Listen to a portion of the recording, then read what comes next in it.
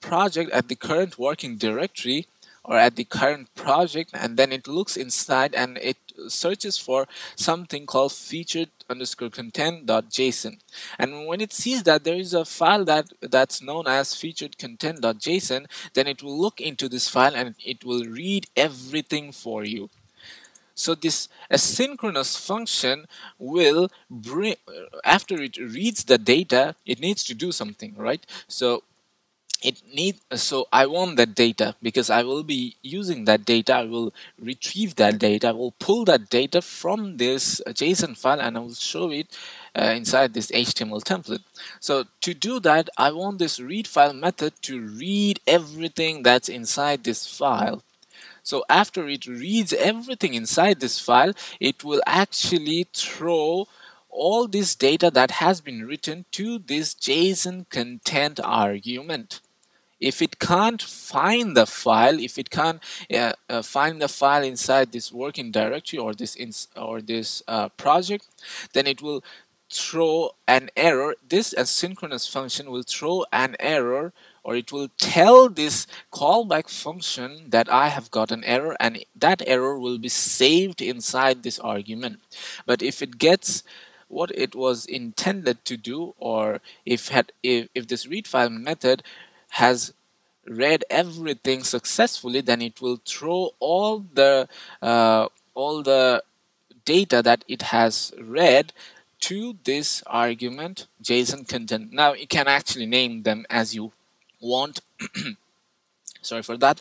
You can just name them as you want. Like you can only name them as content, maybe, or con, or content, or whatever it is.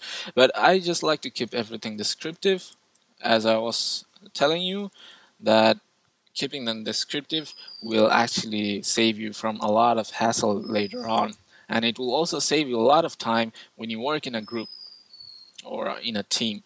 Now this read file method, this read file asynchronous method, has read everything from this file, and now I will get all this data inside this JSON content argument.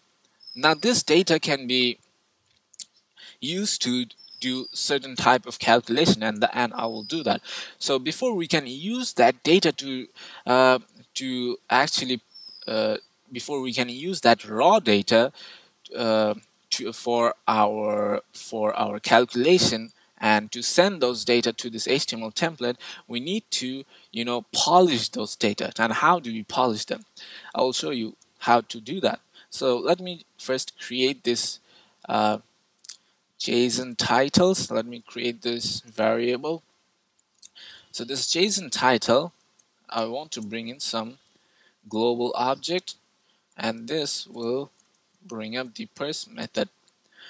Now what I'm trying to do is I have got this file, this read file, this function, sorry, this read file asynchronous function has given me all this JSON raw data into this argument, but all this argument contains this raw data. I need to polish that data so that I can make it readable for my server. So to do that, I need to call in the JSON global object.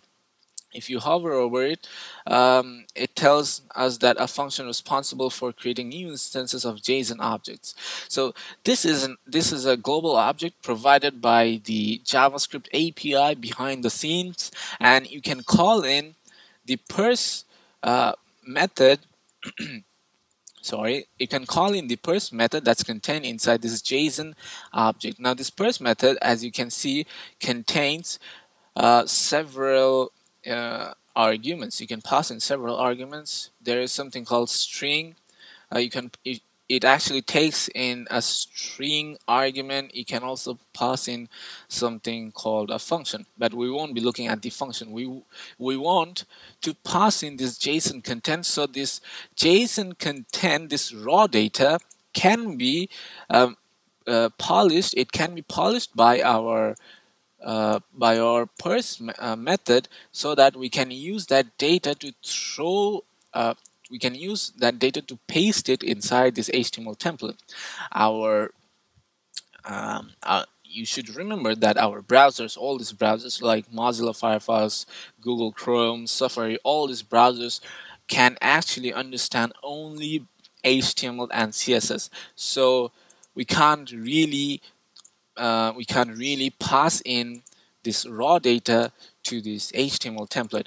So before we do that, we need to polish them so that it becomes readable for the server and it becomes acceptable for our HTML template. Now, as we saw on this small documentation, as you can see that this parse method actually requires an argument that's a string. So if we pass in this JSON content, which now contains all this raw JSON data, it will cause an error because this parse is expecting only string, string argument. But this is not string argument. This is raw object. So it will throw error if we try to pass in this JSON content like this. This is error prone and you shouldn't do that. So how do we solve this problem? This will be a bug, obviously. We just need to call in this toString. As you can see, this toString function over this argument. So this argument, so now this JSON content, which contains this raw JSON data, will be converted into a string, and this makes it acceptable for our parse method. Now this parse method will parse this entire stringified, which I'd like to call it, because now inside this script, inside this variable specifically or particularly, this JSON content, which actually previously contained all this raw JSON data, is now turned into one single string. So it becomes easier for this parse method to actually parse this for our readability. So it will be easier for us to throw those data to this HTML template. It will become acceptable for this HTML to accept this raw data, which is actually now not raw. And this single line will particularly polish all this JSON data that's included inside this JSON file. Now we have got several things to do.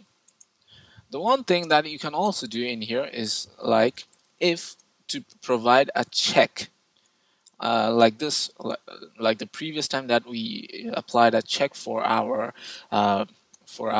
bot, so that our users can only look at our homepage, not so that they don't go to any other web pages that doesn't actually exist.